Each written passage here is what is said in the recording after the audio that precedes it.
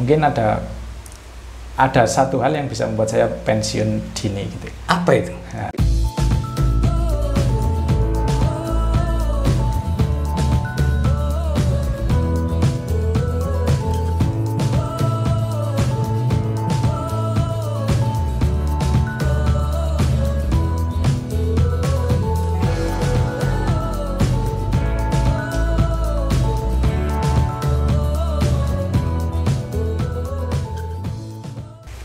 Selamat sore kawan-kawan.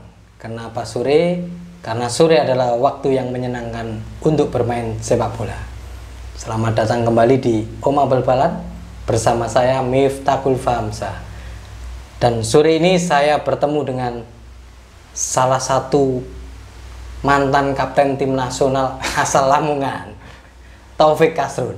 Selamat sore, Wik. selamat sore, Mas Mip. Kabarnya gimana? Alhamdulillah baik, sehat. Karena lama ini nggak main sepak bola ya. Lama sekali, satu tahun lebih. Nah, iya. Aktivitasnya apa ini di rumah ini? Ya kalau di rumah sekarang saya ada kegiatan, ada toko, jaga toko, terus bantu-bantu istri, bantu-bantu anak ngantar sekolah, ngaji. Oh iya, toko ini ya, Kakak Spot. KK05 Spot. KK05 Spot. Ya. Di perumahan Demangan Residen, Ya. Lamongan. Ini anak Lamongan kalau cari sepatu bola, cari baju bola KK05 Sport. Masuk. Ya. Ini ngomong soal Taufik Kasrun. Seperti saya bilang tadi bahwa Taufik ini salah satu mantan kapten tim nasional U23. 23. Tapi sebelum itu ini, Bek. Mungkin nggak banyak orang tahu bahwa perjalanannya dulu sebelum sampai ke tim nasional itu gimana tuh? Oh, kalau dipikir-pikir itu kayak nggak masuk akal lah. Kalau saya bisa masuk timnas tadi ya mungkin karena saya niat kuat, kerja keras, dan mungkin karena rezeki saya akhirnya dipermudah lah, dan cita-cita saya untuk jadi pemain timnas itu akhirnya tercapai meskipun hanya di level U23. Ini kan Lamongan itu kan apa ya, kalau dibilang ya senang sepak bola, banyak yang mengemari, banyak yang memainkan, tapi kultur untuk berlatihnya itu kan sebenarnya nggak banyak sekolah sepak bola kan di Lamongan. Nah, Taufik dulu belajarnya di mana? Karena kan misalnya saya ini sama-sama orang Lamongan. Dulu saya SSB-nya harus latihannya di Gresik. Nah, Taufik ini di mana dulu? Kalau saya dulu itu emang dari kecil saya sudah suka bola, suka main bola. Kalau dulu di desa saya kan kebetulan di Babat, di desa Kebalan-Pelang. Dulu itu emang suka nyeker, main bola nyeker. Terus kalau nyeker lah, kalau saya levelnya di desa, antar desa itu semua saya lah gampangannya. Bukannya sombong, paling enak dewi. Ya, paling enak dewi.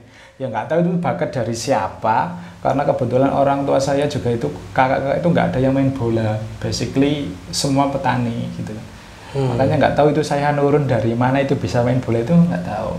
Terus karena jadi kalau dulu di antar SD kan sering nanti kita antar ada turnamen ini kejuaraan lawan antar SD sekecamatan Babat itu kan saya sering, kebetulan meskipun saya kelas 4 saya sudah diajak karena saya sudah bisa gitu kan alhamdulillah. Dan mungkin karena itulah, karena saya punya bakat, mungkin dibilangin sama orang-orang, kalau kamu pengen jadi pemain bola masuk SSB gitu. Dan akhirnya kalau nggak salah itu pas kelas 2 MTSN Babat waktu itu, kalau nggak salah tahun 2000 itu saya pertama kali masuk SSB, dan pertama kali juga waktu itu saya pakai sepatu bola yaitu. Oh iya.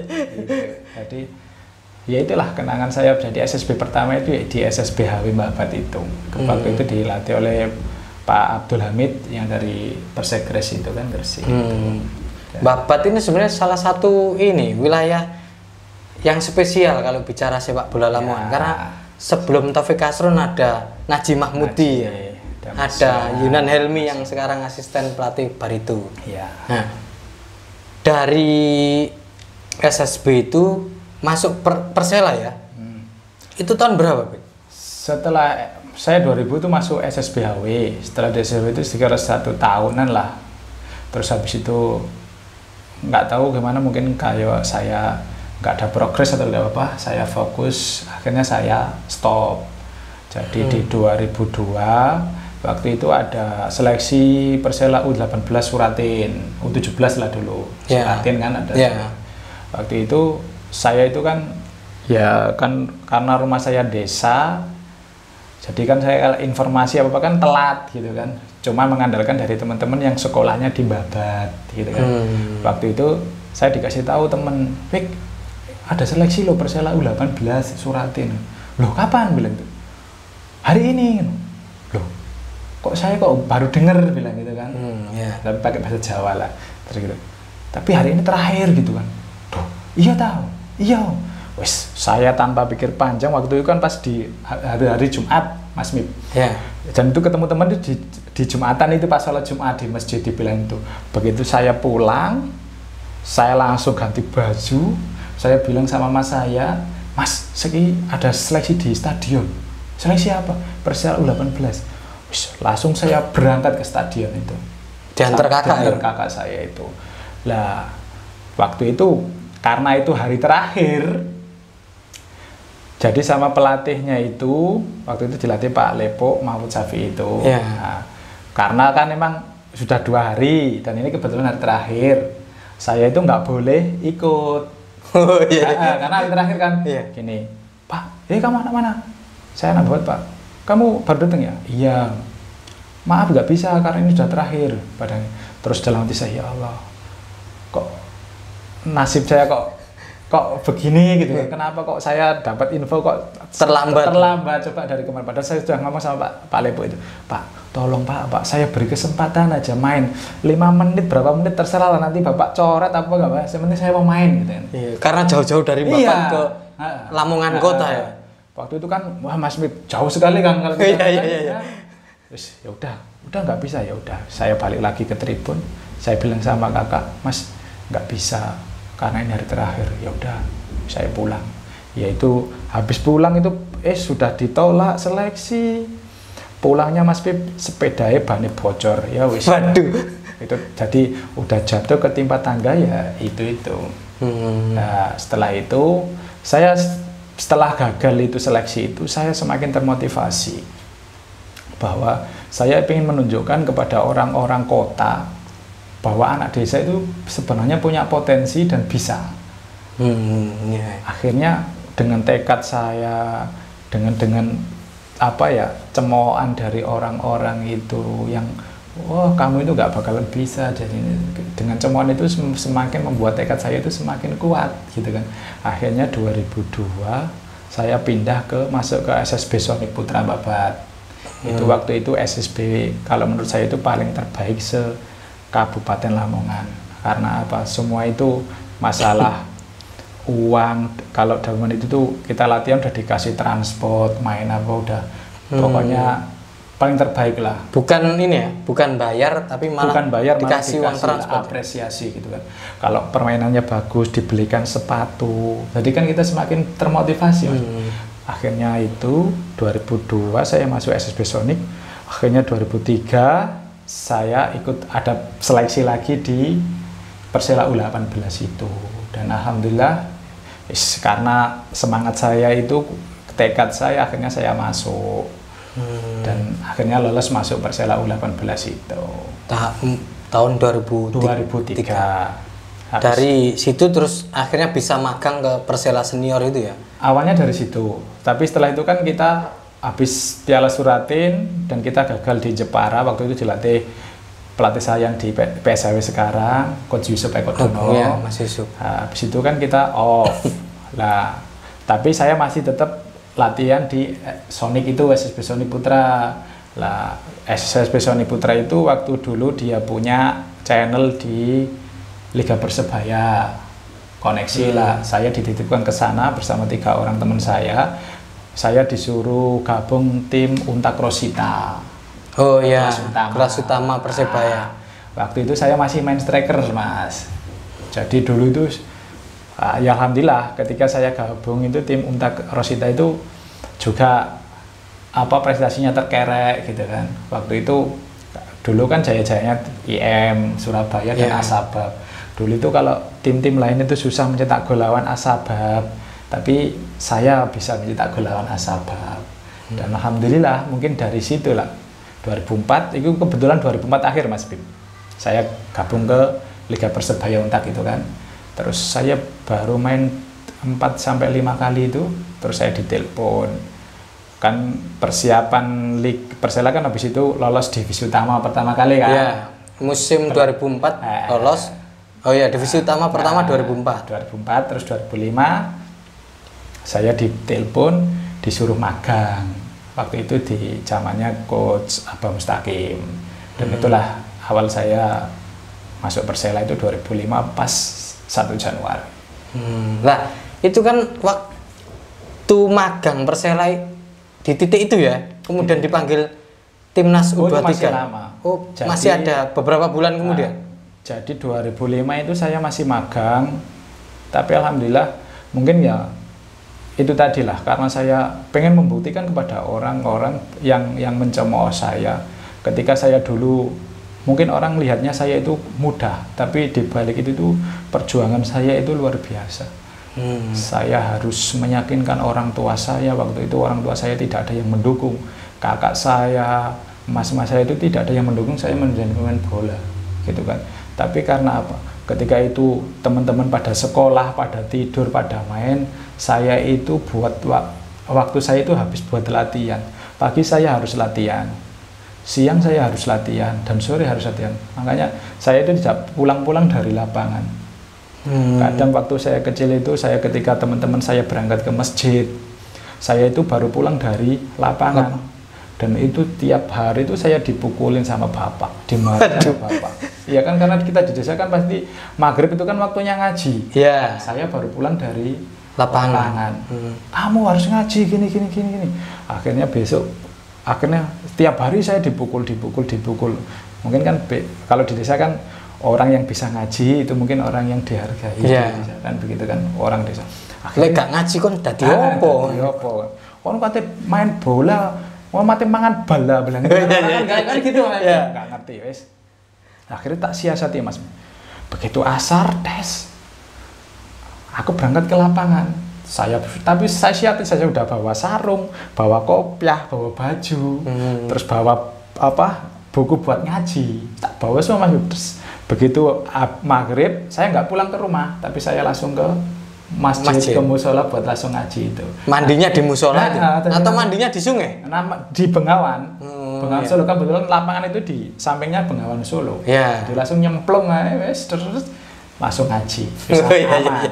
Nah, orang tua saya itu baru mendukung saya itu setelah saya masuk Persela Junior itu 2003 itu. Oh ternyata ini loh jalanmu. Kakak saya, oh ternyata ini loh rezekimu itu. Ya udah, kalau kamu sudah fokus di sini, kalau bisa itu jangan kamu buat main-main. Ini tuh buat jalan hidupmu. Syukur-syukur itu nanti bisa kamu buat nafkahmu nanti ke depan buat anak istrimu. Jadi dan bukan hanya itu, orang tua saya, tetangga-tetangga saya lihat saya lari di tanggul siang-siang jam 1, saya dikatain orang gila, anjing. Itu malah saya bukan down Mas. Tambah semangat. Tapi dalam hati saya gini, sekarang saya turunkan kepada anak-anak yang pengen mau jadi pemain bola profesional. Itu saya tekankan bahwa semua itu berasal dari kita sendiri. Kita itu sebenarnya bisa, tapi seberapa besar tekad kita itu, niat kita itu untuk melakukan itu. Saya ayo bikin. Dan saya waktu itu tuh cuman saya dalam hati saya, ketika saya diolok-olok, ketika saya lelah itu dalam hati saya cuman bilang gini, ayo Pik, kamu bisa. Kamu katanya mau jadi pemain timnas, katanya kamu mau punya mobil, punya rumah, punya apa-apa sendiri. Itu dalam hati saya gitu Mas Pik.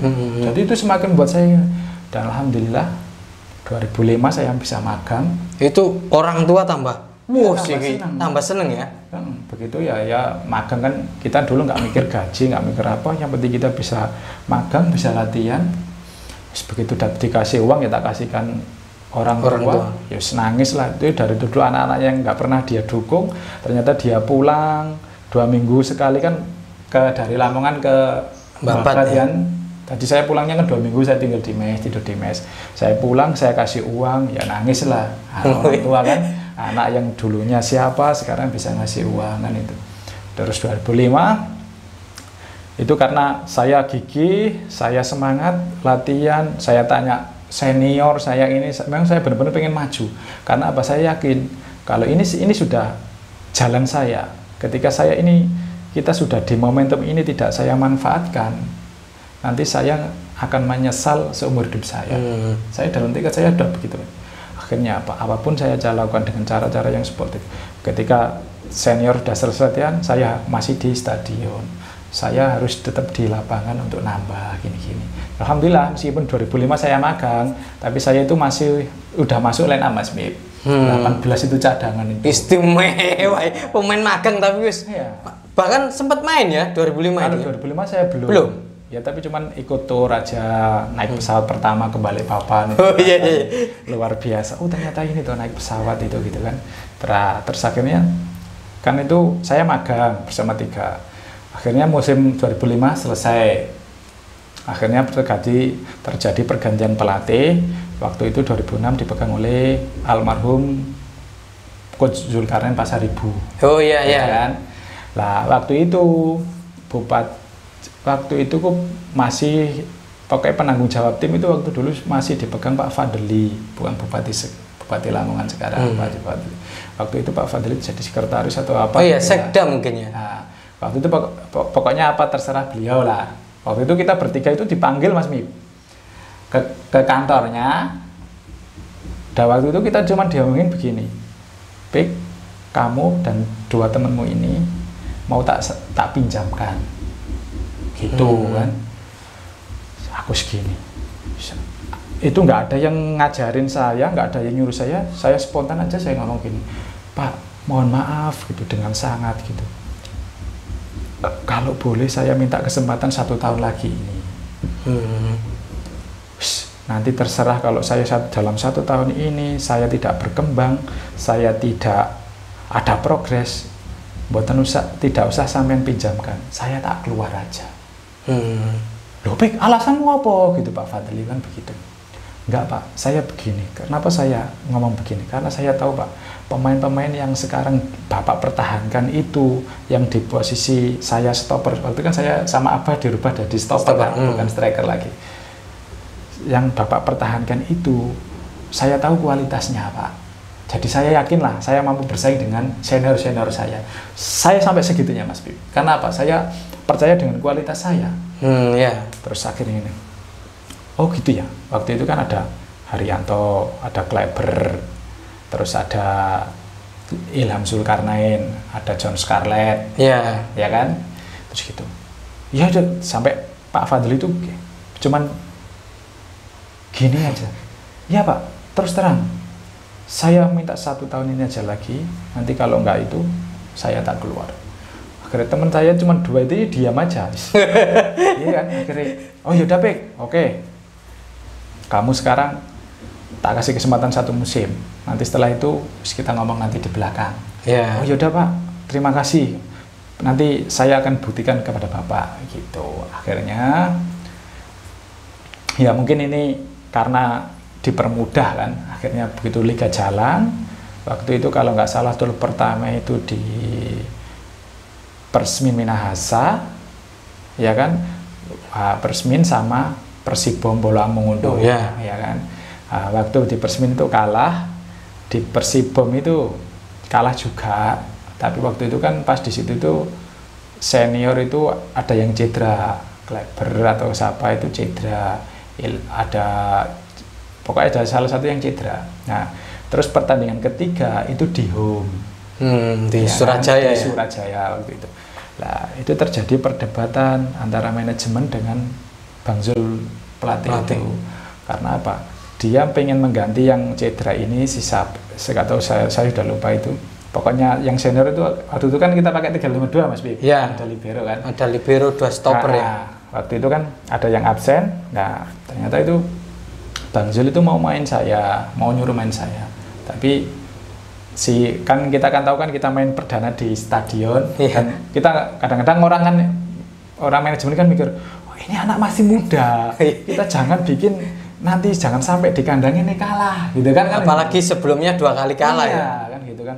Ternyata ada terjadi perdebatan itu, terus saya dikasih tahu sama Bang Zul, pokoknya kamu besok main, ini pertaruhan saya gitu, karena apa, saya memperjuangkan kamu ini, pengen main itu tidak mudah gitu.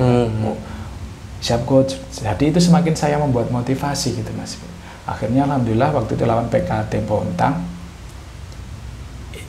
menang dan itu clean sheet gitu kan. Ya alhamdulillah, berarti kan akhirnya ternyata saya bisa menjawab keraguan dari semua pihak. Akhirnya setelah itu, dari mulai itulah Mas, rezeki saya itu, kesempatan saya main itu main inti terus. Dan ya alhamdulillah setelah saya main 5 kali, 6 kali starter, dan waktu itu mau home mau away itu alhamdulillah menang terus gitu loh.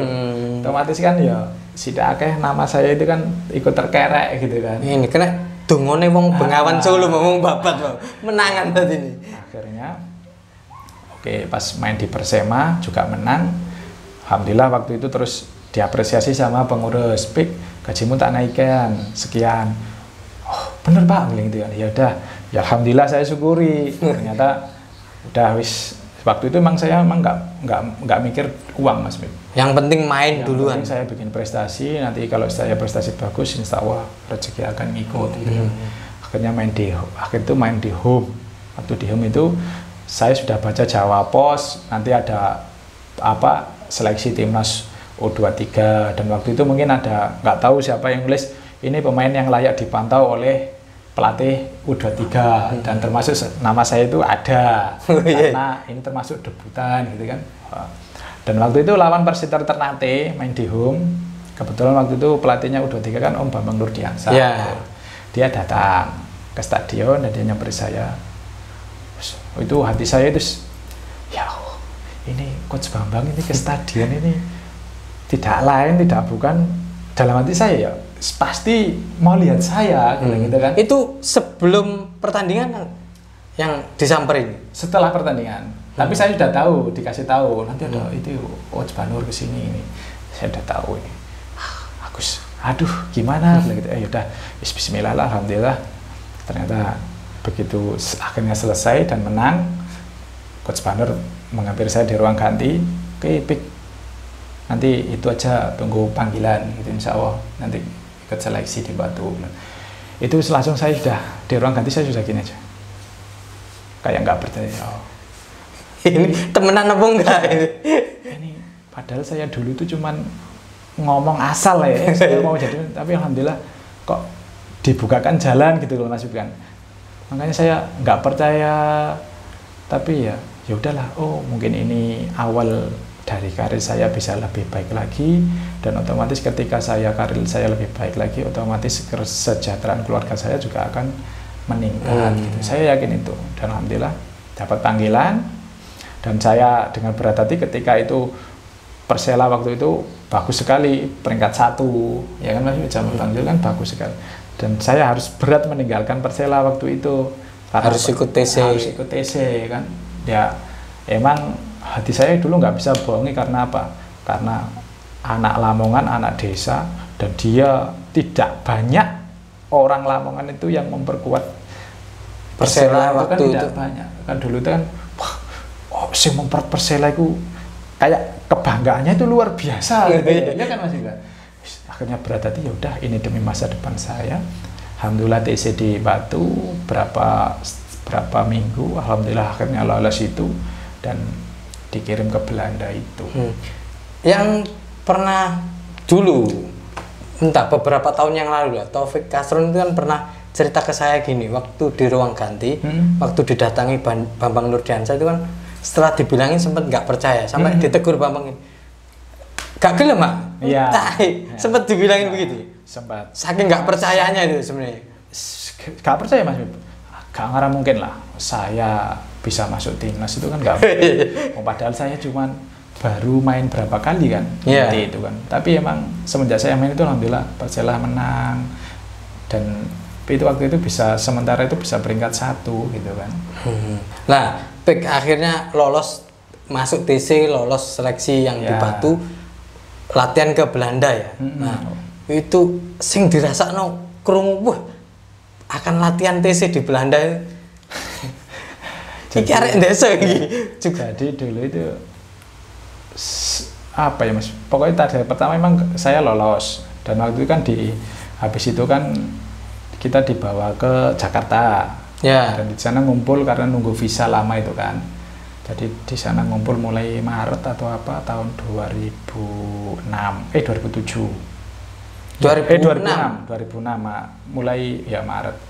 Nah, waktu itu kan di sana kan masih kan tergantung itu pemain kan, ada progres ada apa, kalau enggak kan bisa diganti pemain lain gitu. Itu masih saya harus menjaga konsistensi saya itu. Akhirnya cuman mikirnya ya Allah, nanti saya ke Belanda aja. Ini zaman waktu itu 2006 itu orang bepergian ke luar negeri dengan membawa bendera negara itu tidak mudah, tidak semua orang gitu.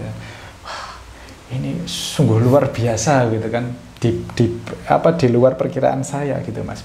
Akhirnya ya udah saya jalani, akhirnya lolos, begitu visa beres, terus bulan Mei atau Juni itu kita berangkat ke Belanda itu.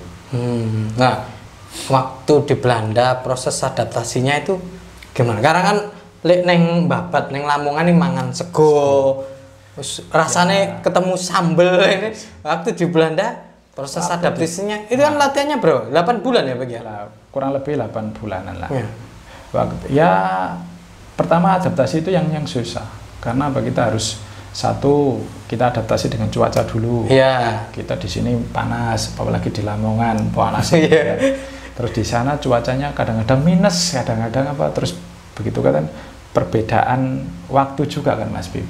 Di sini siang, di sana sudah malam kan gitu kan. Yang membuat itu ya makanan lah. Kita biasa di sini roti, nasi. Roti kan jarang-jarang, tapi setiap hari kan orang Indonesia kan nasi pasti kan. Nah, itu kerupuk. Di sana udah nggak boleh gorengan apa nggak boleh. Jadi pagi itu harus roti. Iya, terus pakai butternya itu juga tanpa yang berlemak, blue band-nya itu kan. Terus nggak boleh makan coklat.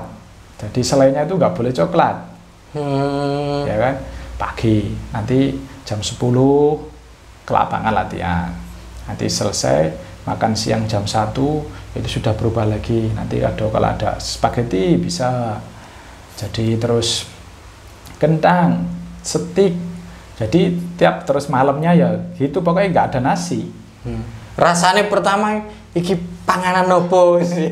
Emang lidah Jawa. Ya Allah, ini sampai kapan saya harus makan ini gitu kan?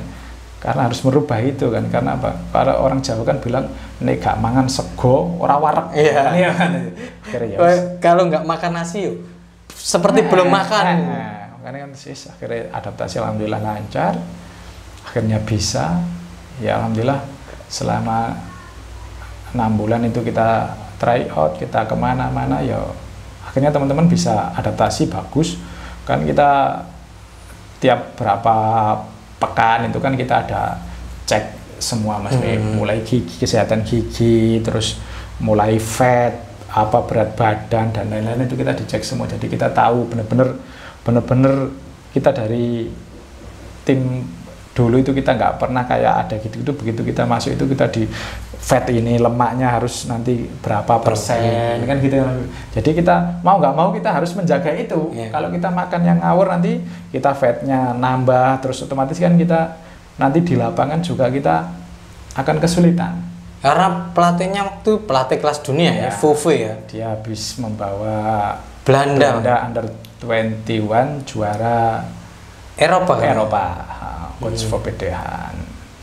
Nah, itu kan ini anak Lamongan. Seperti yang awal saya bilang, akhirnya jadi kapten waktu ke Asian Games Doha Qatar ya 2006. Waktu ditunjuk jadi kapten ini kaget nggak?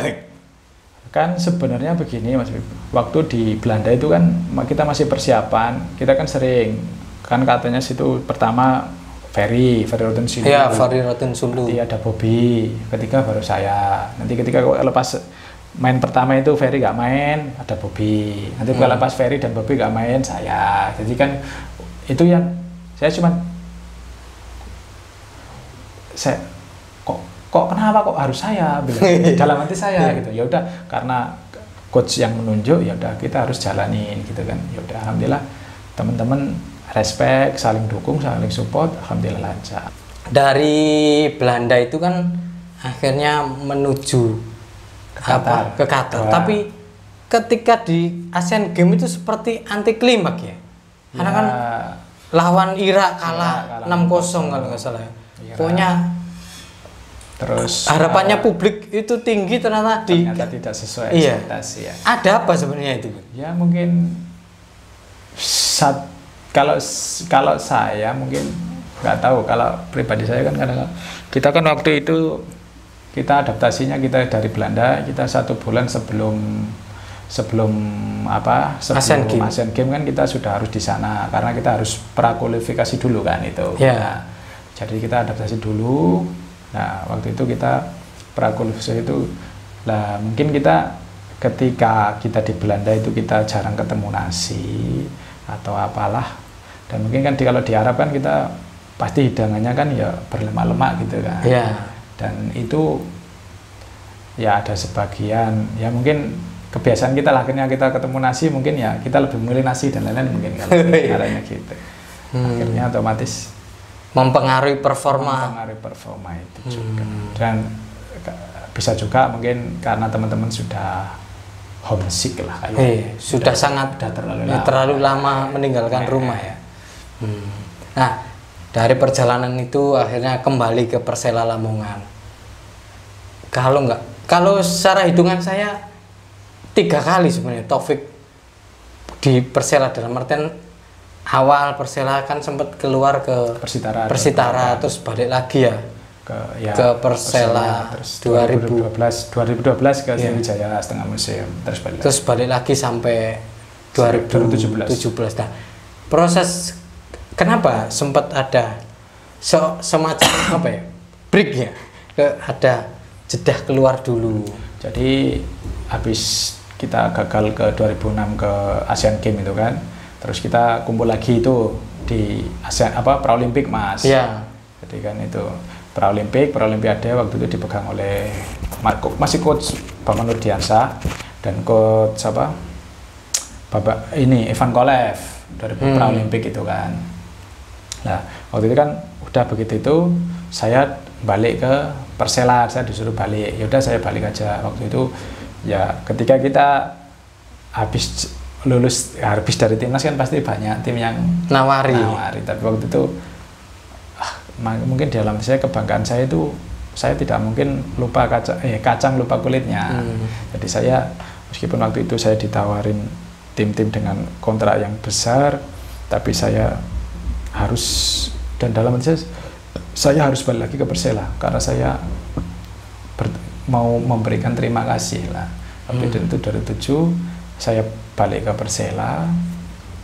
Dari setelah itu kan penentuan waktu itu kan tahun 2008 kan ada ke ISL Super League gitu kan. Indonesia Super League edisi pertama. Akhirnya setelah itu saya balik, akhirnya Persela waktu itu lolos gitu kan. Alhamdulillah akhirnya lolos. Nah mungkin setelah di ISL pertama itu kan sebenarnya saya diperpanjang sama pengurus waktu itu, sama Pak Bupati Pak Haji Masfu. Saya ditelepon, Mas jangan kemana-mana, di Persela aja, nanti masalah apa kita ngomongin, yang penting Mas tetap harus di sini. Karena apa, Mas itu sudah ikonnya Persela, jadi ikonnya Lamongan, orang di mana-mana itu tahu Persela itu sekarang ya sedikit banyak itu karena Mas. Saya juga bangga, saya ketika roadshow ke daerah-daerah saya itu selalu cerita sama Mas, itu kita di Lamongan itu ada anak kita itu Taufik Asrun yang bisa ke Belanda, yang bisa timnas, itu baru ini ada. Jadi saya bangga sama Mas. Oh ya udah, tapi karena ada faktor yang saya tidak bisa sebutkan dan itu sangat privasi dan ini menyangkut masalah karir saya ke depan. Akhirnya saya pada saya dengan berat hati saya harus meninggalkan Persela itu. Mungkin orang-orang yang tidak tahu mungkin mereka mencemooh saya. Oh, Taufik habis dari timnas dibesarkan dari Persela gini-gini, ketika sukses malah pergi dari Persela. Padahal untuk sekedar tahu, padahal waktu itu kalau saya mikir, ketika saya mikir saya mau di Persela pasti saya akan mendapatkan banyak keuntungan. Karena apa? Satu, saya pada waktu itu saya minta kontrak berapa aja saya dikasih sama Pak Bupati, Pak Masfuk ya. Pak Haji Masfuk kan. Terus waktu itu juga 2008 saya juga mau nikah sama istri saya. Ya. Kalau dipikir kan, terus akhirnya apa? Terus ketika itu kenapa kok saya malah milih itu Persitara? Padahal saya di Persitara kan saya di situ tidak gajian 9 bulan. Ya. Kenapa? Kalau kita mikir itu kan kenapa? Gitu kan. Sebenarnya sebelum ke Persitara sempat telepon saya. Ya, saya waktu itu hubungan sama Mas Pip, saya ke Persija. Ke Persija, sempat ikut seleksi Persija, ternyata masuknya bukan ke Persija tapi ke Persitara ya. Waktu itu sebenarnya saya disuruh nunggu, tapi pikiran saya itu saya mau pulang di waktu itu saya di Ragunan ya Mas Pip ya. Iya, masih di Ragunan waktu itu. Waktu itu coach Janurwindo sama manajernya Bung Nigara. Waktu telepon-teleponan. Akhirnya saya ikut latihan dua kali atau 3 kali. Akhirnya saya kabur, saya pulang lah tanpa pemberitahuan itu. Waktu itu saya Bung Indra siapa? Ini Mas Ketua Dejak itu siapa? Ferry Indra. Ya itu. Ferry Indra Sarip, karena seingat saya ini ya, ketika Taufik Asrun telepon, Mas ini saya mau kemana? Akhirnya saya hubungi Bang Nigara, manajer Persija, ikut ke Persija itu ya. Kebetulan manajernya Bang Nik, asistennya Ferry waktu itu. Waktu itu udah habis latihan berapa kali, pas waktunya hari libur, terus saya pulang. Saya putuskan pulang. Ketika saya di bandara saya ditelepon sama Bung Ferry. Pik, lo di mana? Nggak ada di mesin. Maaf Bang, saya di bandara. Loh, mau mana bilang dia?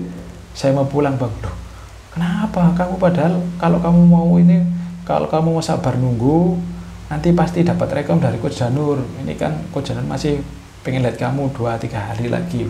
Oh udah nggak Bang, mungkin rezeki saya bukan di Persija. Waktu itu saya sudah mau pulang, ternyata saya ditelepon sama Pak Hari Gendari. Pas di bandara. Le, kamu di mana? Saya nggak kenal. Saya di bandara Pak. Yaudah kamu tunggu di situ aja, nanti tak jemput. Dijemput. Ayo ikut saya ke Priok bilang gitu. Yaudah kamu sini ya Persitara bilang. Jadi saya nggak jadi pulang Mas Bib. Saya malah ke Priok, ke Persitara itu. Ya aku bilang gini, ya Allah, kok seleksi di Persija malah keterimanya ke Persitara bilang gitu kan. Oh, ya udah wis. Padahal itu waktu itu di Persitara itu saya dapat kontrak nggak begitu besar, malah kalau saya mau malah besaran di Persela. Tapi karena ada faktor itu yang tidak bisa saya sebutkan, akhirnya saya milih ya udah ke Persitara itu. Dan ternyata di Persitara ya Mas Bib tahu sendiri, malah nggak gajian. Akhirnya malah akhirnya balik lagi ke Persela ya, pulang ke Persela ya, sampai eranya Janu. Ini peringkat tertingginya Persela nih, mengakhiri kompetisi di peringkat 4 2012 itu. Tapi sebelum kan, karena saya pergi kan karena saya udah pamitan niat baik-baik ya Mas Bib. Akhirnya saya begitu selesai di Persitara, saya ditelepon lagi, Mas balik bilang gitu. Oh ya udah Pak, saya balik. Masya, kalau saya bicara masalah nominal itu, aku tuh paling males Mas Bib sebenarnya. Kalau saya boleh dikatakan manut itu, ya wis manut. Ya. Nerima lah, dikasih sekian, nerima. Tapi dalam batas sewajarnya. Kalau saya minta kamu kurang wajar, ya saya minta naik. Tapi kalau terlalu ketinggian saya juga nggak mau. Gitu. Kalau saya ngerti gitu. Ya udah, akhirnya balik. Waktu itu sama Coach Widodo ditelepon balik, ya udah balik. Akhirnya sampai 2012 itu sama Coach almarhum. Dan itu prestasi yang terbaik yang dimiliki Persela dan sampai sekarang belum dilewati. Iya. Peringkat 4 ya. 2012. Nah, perjalanan Taufik Asrun akhirnya berlanjut dan terakhir di Persela 2017 ya. Sebenarnya kalau saya pribadi sih, sebagai arek Lamongan ini inginnya melihat Taufik Kasrun kalau nantinya gantung sepatu ya pensiunnya di Persela Lamongan. Karena kan memulainya di Persela dan Ya. salah satu inilah pemain Lamongan yang apa ya, punya nama lah. Mungkin kalau generasi yang dulu taunya Cak Ali Sunan. Nah, Karena pemain Persela yang Di pernah timnas. juara bersama PSIS. PSIS Semarang, pernah juara Asia Pelajar, lalu Nah. Khairul Huda. Nah, Taufik Kasrun bagi saya juga harusnya nih kalau nanti gantung sepatu ya di Persela. Kode. Tapi ini kan masih perjalanan Pik. Sebenarnya usia juga kalau dibilang bukan usia yang muda lagi untuk Ya, pesepak bola lah. Dan ini lisensinya juga sudah BAFC ini, Ya, saya sudah tinggi punya. banget ini. Ketika masih bermain lisensinya sudah B.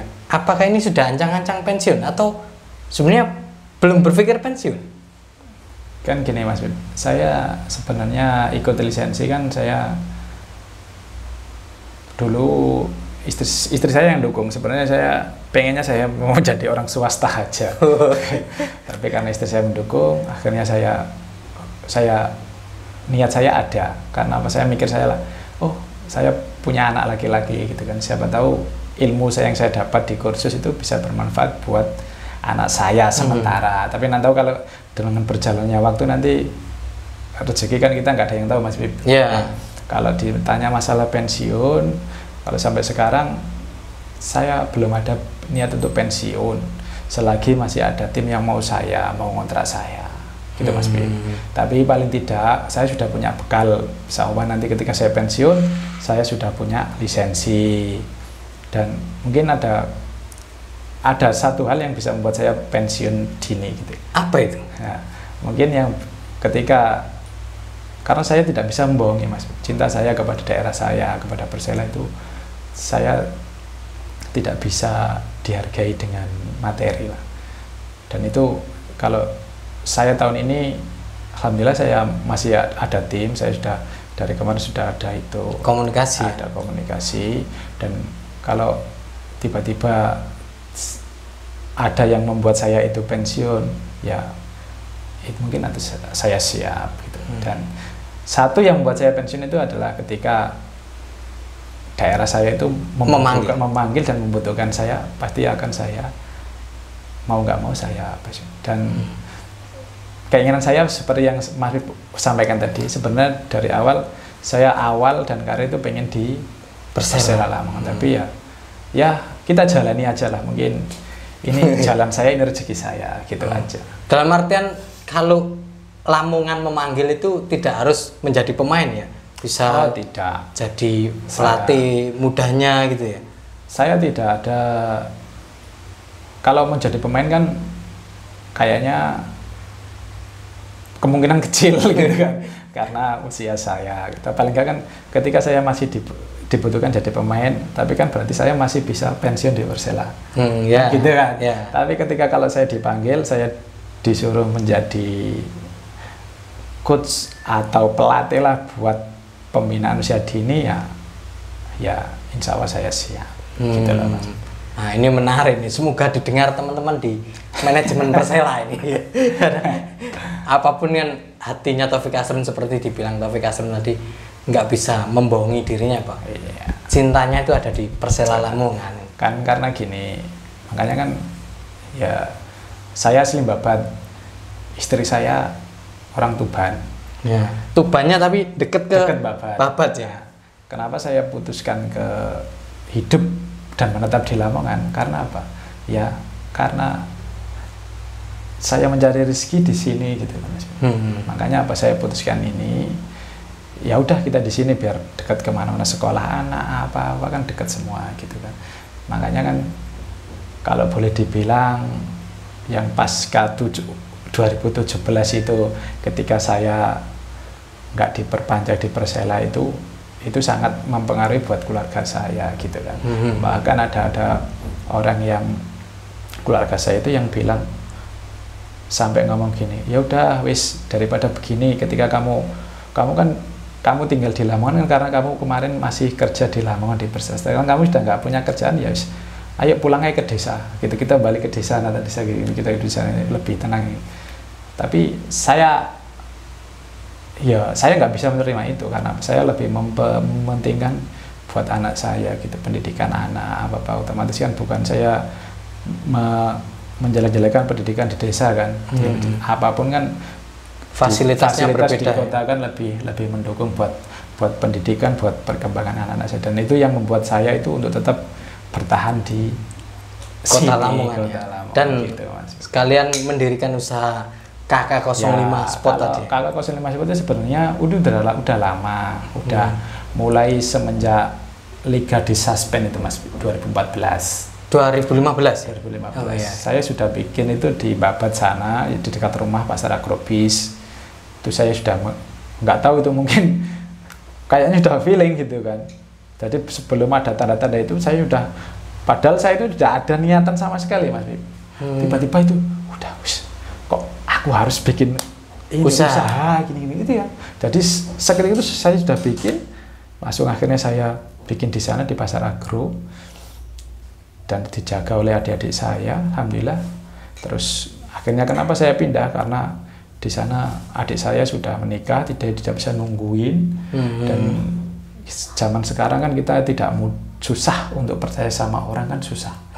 Akhirnya kata istri, sudah Pak, pindah aja ke Lamongan, biar saya nungguin, biar saya bisa sekalian menjaga anak-anak ini. Ya udah, akhirnya saya pindah di Lamongan sini gitu. Nah, ini menarik nih. Sekali lagi nih, kalau cari sepatu bola, cari sepatu cat, cari baju anak-anak Lamongan ya khususnya. Lamongan nggak hanya kota tapi Kabupaten Lamongan. Kalau nyari sepatu bola, sepatu cat, baju-baju bola, alat-alat olahraga. Iya, alat-alat olahraga, datang ke KK05 Sport di Demangan Residen, ya, Lamongan itu. Ya, ini mungkin ini obrolan bareng Taufik Asrun bisa jadi, semoga bisa menginspirasi. Siap. Karena apa yang diungkapkan Taufik tadi bagi saya ada banyak pelajaran yang bisa dipetik dari terutama pemain-pemain muda ya. Dan satu lagi Mas Bib, saya sebenarnya pengen banget dalam hati saya itu, saya pengen membina, mendidik lah potensi-potensi yang ada di Lamongan yang selama ini terpendam itu harus muncul lah. Karena apa? Setelah saya, setelah Birul, terus yang kemarin Faisal yang di 16 itu kan, ini di bawah ini sudah nggak ada lagi gitu. Makanya saya berharap itu, keinginan saya itu ada di situ gitu. Saya pengen kita bersama-sama membantu meningkatkan pembinaan usia dini di Kabupaten Lamongan. Jadi generasi Lamongan tetap bermunculan bersama dengan eksistensinya Persela ya. Karena kemarin kita lihat di Piala Menpora ini kan, tim-tim lain dia banyak memunculkan pemain-pemain elit pro-nya gitu. Asli-asli itu kan bagus-bagus itu kan. Nah, kemarin saya lihat di Persela belum ada yang muncul gitu. Mungkin ya itulah gambaran saya itu yang membuat saya, dalam tanda petik itu yang membuat saya pensiun itu nanti. Ya itu. Ya itu tadi, sekali lagi semoga teman-teman di manajemen Persela mendengarkan itu. Cukup sekian mungkin obrolan kali ini bersama Taufik Asrin. Nanti kita ngobrol dengan pemain-pemain atau mantan-mantan pemain sepak bola yang lainnya. Terima kasih Taufik. Sama-sama Mas Mip. Sukses. Amin.